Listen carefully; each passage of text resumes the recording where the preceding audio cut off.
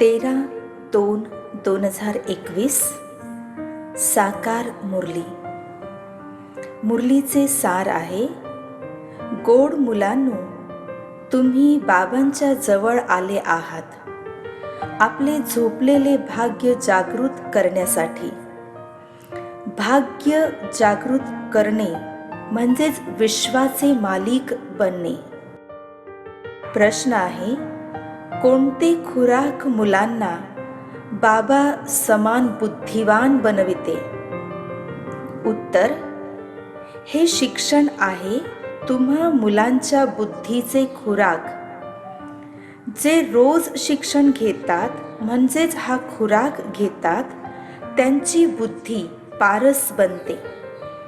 पारसनाथ बाबा, जे की बुद्धिवानांचे बुद्धी आहेत, तुम्हाला आप समान पारस बुद्धी बनवतात.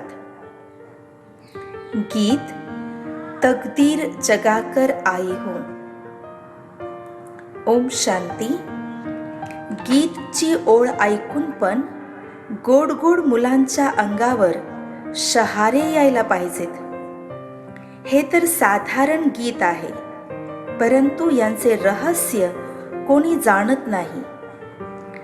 बाबाच येऊन गीत, ग्रंथ इत्यादींचा अर्थ समजावितात. गोड गोड मुलं हे पण जाणतात की कलियुगामध्ये सर्वांचे भाग्य झोपलेले आहे, सतयुगामध्ये सर्वांचे भाग्य जागृत आहे. झोपलेल्या भाग्याला जागृत करणारे आणि श्रीमत देणारे किंवा पुरुषार्थ करून घेणारे एक बाबाच आहेत. बाबा सम्मुख मुलांचे भाग्य जागृत करतात. जसे मुलं होतात तर भाग्य जागृत होते. असे म्हणतात, मुलगा झाला आणि त्यांनाही माहिती झालं की आम्ही वारस आहोत. तसेच ही पण बेहदची गोष्ट आहे. मुलं जाणतात, कल्प कल्प आमचे भाग्य जागृत होते, परत झोपते. पावन बनतात तर भाग्य जागृत होते. पावन ग्रहस्थ अक्षर म्हटले जाते. आश्रम अक्षर पवित्र असते, पवित्र ग्रहस्थ आश्रम. याच्या विरोधात अपवित्र पतित ग्रहस्थ धर्म आहे. आश्रम म्हणू शकत नाही. ग्रहस्थ धर्म तर सर्वांचा आहे, जनावरांमध्ये पण आहे. मुलं तर सर्वांनाच होतात. जनावराला पण म्हणाल ग्रहस्थ धर्मामध्ये आहेत. आता तुम्ही मुलं जाणता, आम्ही स्वर्गामध्ये पवित्र ग्रहस्थ आश्रममध्ये होतो. देवी देवता होतो. त्यांची महिमा पण गायन करतात. सर्व गुण संपन्न, 16 कला संपन्न. तुम्ही स्वतः पण गायन करत होते. आता समजता, आम्ही मनुष्यापासून देवता परत बनत आहोत. गायन पण आहे मनुष्यापासून देवता. ब्रह्मा विष्णू शंकर पण देवता म्हणतात. ब्रह्मा देवताय नमा, परत म्हणतात शिव परमात्माय नमा. आता यांचा अर्थ पण तुम्ही जाणता. ते तर फक्त अंधश्रद्धेमध्ये म्हणत असतात. आता शंकर देवताय नमा म्हणाल, मनुष्य शिवासाठी म्हणतात शिव परमात्माय नमा. तर फरक झाला ना. ते देवता झाले आणि ते परमात्मा झाले. शिव आणि शंकराला एक म्हणू शकत नाही. तुम्ही जाणता, आम्ही बरोबर पत्थर बुद्धी होतो. आता पारस बुद्धी बनत आहोत. देवतांना तर पत्थर बुद्धी म्हणणार नाही. परत रावण राज्यामध्ये शिडी उतरायचीच आहे. पारस बुद्धीपासून पत्थर बुद्धी बनायचे आहे. सर्वात बुद्धिवान तर एकच बाबा आहेत. आता तुमच्या बुद्धीमध्ये दम राहिला नाही. बाबा त्यांना सम्मुख पारस बुद्धी बनवतात. तुम्ही येथे पारस बुद्धी बनण्यासाठी येता. पारसनाथचे मंदिर पण आहे. तेथे यात्रा भरते. परंतु हे कोणाला माहिती नाही की पारसनाथ कोण आहेत. वास्तवमध्ये पारस बनवणारे तर बाबाच आहेत. ते बुद्धिवानांची बुद्धी आहेत. हे ज्ञान तुम्हा मुलांसाठी, बुद्धीसाठी खुराक आहे, ज्याद्वारे बुद्धीचे खूप परिवर्तन होते. ही दुनिया काट्याचे जंगल आहे. एक दोघांना दुःख देत राहतात. आता तमोप्रधान रवरव नर्क आहे. गरुड पुराणामध्ये खूप आश्चर्यकारक गोष्टी लिहिल्या आहेत. आता तुम्हा मुलांच्या बुद्धीला खुराक मिळत आहे. बेहदचे बाबा खुराक देत आहेत. हे शिक्षण आहे. याला ज्ञान अमृत पण म्हणतात. कोणते जल इत्यादी नाही. आजकाल तर सर्वच गोष्टींना अमृत म्हणतात. गंगा जल पण अमृत म्हणतात. देवतांचे पाय धुवून पाणी ठेवतात, त्याला पण अमृत म्हणतात. आता हे पण बुद्धीद्वारे समजण्याची गोष्ट आहे ना. ही अंजली अमृत आहे की पतित पावन गंगेचे जल अमृत आहे. अंजली जे देतात ते असे म्हणत नाहीत की हे पतितांना पावन बनवणारे आहे. गंगा जलसाठी म्हणतात पतित पावनी आहे. असे म्हणतात मनुष्याचा मृत्यू झाला तर गंगाजल मुखामध्ये हवे. महाभारतामध्ये दाखवतात अर्जुनाने बाण मारला आणि परत अमृत जल पाजले. तुम्हा मुलांनी कोणते बाण इत्यादी चालवले नाही. एक गाव आहे जिथे बाणाद्वारे लढाई करतात. तेथील राजाला ईश्वराचा अवतार मानतात. आता ईश्वराचा अवतार तर कोणी होऊ शकत नाही. वास्तवमध्ये खरे सद्गुरू एकच आहेत, जे सर्वांचे सद्गती दाता आहेत. ते सर्वांना सोबत घेऊन जातात. बाबांच्या शिवाय परत कोणी घेऊन जाऊ शकत नाही. ब्रह्ममध्ये विलीन होण्याची पण गोष्ट नाही. हे नाटक बनलेले आहे. सृष्टीचे चक्र अनादी फिरत राहते. विश्वाचा इतिहास, भूगोलाची पुन्हा कशी पुनरावृत्ती होत राहते हे पण तुम्ही मुलं जाणता. दुसरे कोणीच जाणत नाहीत. मनुष्य म्हणजे आत्मे आपल्या रचनाकार पित्याला जाणत नाहीत. ज्याची आठवण पण करतात हे ईश्वर पिता. हदच्या पित्याला कधी ईश्वर पिता म्हणू शकत नाही. ईश्वर पिता हे शब्द खूप आदराने म्हणतात. त्यांच्यासाठीच गायन करतात. पतित पावन दुःख हरता सुख करता आहेत. एकीकडे म्हणतात ते दुःख हरता सुख करता आहेत आणि जेव्हा कोणी दुःख देतात किंवा कोणाचा मुलगा इत्यादी मरतो तर असे म्हणतात ईश्वरच सुख दुःख देतात. ईश्वराने आमचा मुलगा घेतला, हे काय केले. आता महिमा तर गातात आणि परत काही होते तर ईश्वराची निंदा करतात. असे म्हणतात ईश्वराने मुलगा दिला, जर त्यांनी परत घेतला तर तुम्ही का रडतात. ईश्वराच्या जवळ गेला ना. सत्युगामध्ये कोणी कधी रडत नाही. बाबा समजवतात सत्युगामध्ये रडण्याची आवश्यकता नाही. आत्म्याला आपल्या हिशोबानुसार जाऊन दुसरी भूमिका वठवायची आहे. ज्ञान नसल्यामुळे मनुष्य खूप रडतात, जसे वेडे होतात. येथे तर बाबा समजवतात अम्माचा मृत्यू झाला तरीही ज्ञानाचा हलवा खात राहा. नष्टो मोहा बनायचे आहे. आमचे तर एक बाबा, दुसरे कोणी नाही. अशी अवस्था मुलांची व्हायला पाहिजे. मोहजित राजाची कथा पण ऐकली आहे ना. या सर्व दंतकथा आहेत. यामध्ये कधी दुःखाची गोष्ट नसते ना कधी अकाली मृत्यू होतो. मुलं जाणतात आम्ही काळावरती विजय मिळवतो. बाबांना महाकाळ पण म्हणतात. महाकाळ तुम्हाला काळावरती विजय मिळवून देतात. म्हणजेच काळ कधीही खात नाही. काळ आत्म्याला खाऊ शकत नाही. आत्मा एक शरीर सोडून दुसरे घेते. त्यांना म्हणतात काळाने खाल्ले. बाकी काळ कोणती गोष्ट नाही. मनुष्य महिमा गात राहतात, समजत काहीच नाहीत. गायन करतात अच्युतम केशवम माधवम, अर्थ काहीच समजत नाहीत. बिलकुलच मनुष्य बेसमजदार झाले आहेत. बाबा समजवतात 5 विकार तुमच्या बुद्धीला खूप खराब करतात. अनेक मनुष्य बद्रीनाथ येथे जातात. आज 2 लाख गेले, 4 लाख गेले. अनेक अधिकारी पण तीर्थ करण्यासाठी जातात.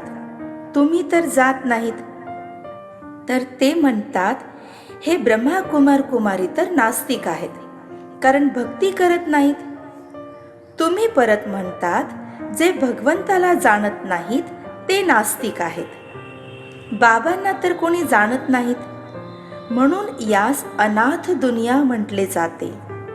आपसामध्ये भांडत राहतात. ही सर्व दुनिया बाबाचे घर आहे ना. बाबा सर्व दुनियाच्या मुलांना पतितांपासून पावन बनवण्यासाठी येतात. अर्धा कल्प बरोबर पावन दुनिया होते ना. गायन पण करतात राम राजा, राम प्रजा, राम सावकार आहे. तेथे परत अधर्माची गोष्ट कसे घडू शकते? असे म्हणतात तेथे वाघ बकरी एकत्र पाणी पित होते. परत तेथे रावण इत्यादी कोठून येईल? काहीच समजत नाहीत. परदेशी लोक अशा गोष्टी ऐकून हसत राहतात. तुम्ही मुलं जाणतात ज्ञानाचे सागर बाबा येऊन आम्हाला ज्ञान देतात. ही पतित दुनिया आहे ना. आता प्रेरणाद्वारे पतितांना पावन बनवतील काय? हे पतित पावन या, येऊन आम्हाला पावन बनवा. तर जरूर भारतामध्येच आले असतील ना. आत्ता पण म्हणतात मी ज्ञानाचा सागर आलो आहे. तुम्ही मुलं जाणता शिवबाबामध्ये सर्व ज्ञान आहे. तेच बाबा मुलांना सम्मुख या सर्व गोष्टी समजवतात. ग्रंथांमध्ये सर्व दंतकथा आहेत. नाव ठेवले आहे व्यास भगवंताने. हे ग्रंथ बनवले. आता तो व्यास होता भक्ती मार्गाचा. हे व्यास देव आहेत. त्यांची मुलं तुम्ही सुखदेव आहात. आता तुम्ही सुखाचे देवता बनत आहात. सुखाचा वारसा व्यासाकडून म्हणजे शिवाचार्याकडून घेत आहात. व्यासाची मुलं तुम्ही आहात, परंतु मनुष्य संभ्रमित व्हायला नको म्हणून म्हटले जाते शिवाची मुलं. त्यांचे खरे नाव तर शिव आहे. तर बाबा म्हणतात कोणत्या देहधारीला पाहू नका. जेव्हा शिवबाबा समोर बसले आहात, आत्म्याला जाणले जाते, परमात्म्याला पण जाणले जाते. ते परमपिता परमात्मा शिव आहेत. तेच पतितापासून पावन बनण्याचा रस्ता दाखवतात. ते म्हणतात मी तुम्हा सर्वांचा पिता आहे. आत्म्याची अनुभूती केली जाते, पाहिले जाऊ शकत नाही. बाबा विचारतात आता तुम्ही स्वतःच्या आत्म्याची अनुभूती केली आहे काय? इतक्या लहान आत्म्यामध्ये अविनाशी भूमिका नोंदलेली आहे, जसे एक रेकॉर्ड आहे. तुम्ही जाणता मी आत्मा शरीर धारण करते. अगोदर तुम्ही देह अभिमानी होते, आता देही अभिमानी आहात. तुम्ही जाणतात आम्ही आत्मा 84 जन्म घेतो. आता त्याचा अंत होऊ शकत नाही. प्रथम देह अभिमानी होतो, आता देही अभिमानी बनला आहात. तुम्ही जाणतात आम्ही आत्मा 84 जन्म कसे घेतो, त्याचा अंत होऊ शकत नाही. काही जण विचारतात हे अविनाशी नाटक कधी सुरू झाले? परंतु हे तर अनादी आहे, कधी विनाश होऊ शकत नाही. याला म्हटले जाते पूर्वनियोजित अविनाशी वैश्विक नाटक. तर बाबा सर्व मुलांना समजावतात. जसे अशिक्षित मुलांना शिक्षण दिले जाते. आत्मा शरीरामध्ये राहते. हे पत्थरबुद्धी आत्म्यांसाठी भोजन आहे. बुद्धीला समज मिळते. तुम्हा मुलांसाठी बाबांनी चित्र बनवले आहेत. खूप सहज आहेत. हे त्रिमूर्ती ब्रह्मा विष्णू शंकर. आता ब्रह्माला त्रिमूर्ती का म्हणतात? देव देव महादेव एक दोघांच्या वरती ठेवतात. अर्थ काहीच जाणत नाहीत. आता ब्रह्मा देवता कसे होऊ शकतात? प्रजापिता ब्रह्मा येथे असायला हवेत. या गोष्टी कोणत्या ग्रंथांमध्ये नाहीत. बाबा म्हणतात, मी या शरीरामध्ये प्रवेश करून यांच्याद्वारे तुम्हाला ज्ञान देतो. यांना आपले बनवतो. यांच्या अनेक जन्मांच्या अंतमध्ये येतो. हे पण 5 विकाराचा संन्यास करतात. संन्यास करणाऱ्यांना योगी ऋषी असं म्हटलं जातं. आता तुम्ही राजयोगी बनले आहात. तुम्ही प्रतिज्ञा करता. ते संन्यासी लोक तर घरदार सोडून जातात. येथे तर स्त्री पुरुष एकत्र राहून प्रतिज्ञा करतात, आम्ही विकारांमध्ये कधी जाणार नाही. तुम्ही मुलं जाणता, शिवबाबा रचनाकार आहेत. ते नवीन रचना करतात. ते बीजरूप सत चित आनंद आणि ज्ञानाचे सागर आहेत. स्थापना विनाश पालना कसे करतात हे मनुष्य जाणत नाहीत. काही मनुष्य लगेच म्हणतात, तुम्ही ब्रह्मा कुमार कुमारी तर या दुनियेचा विनाश कराल. अच्छा, तुमच्या मुखामध्ये गुलाब असे म्हणतात. हे तर विनाशासाठी निमित्त बनले आहेत. न ग्रंथाला न भक्तीला न गुरूंना मानतात. फक्त आपल्या दादाला मानतात. बाबा तर स्वतः म्हणतात, हे पतित शरीर आहे. मी यांच्यामध्ये प्रवेश केला आहे.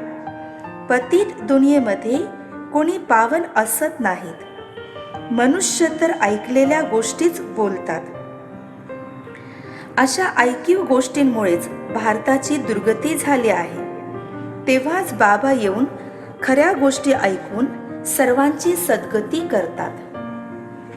अच्छा, गोड गोड फार वर्षानंतर भेटलेल्या मुलांप्रती मातपिता बाप दादाची प्रेमपूर्वक आठवण आणि नमस्ते.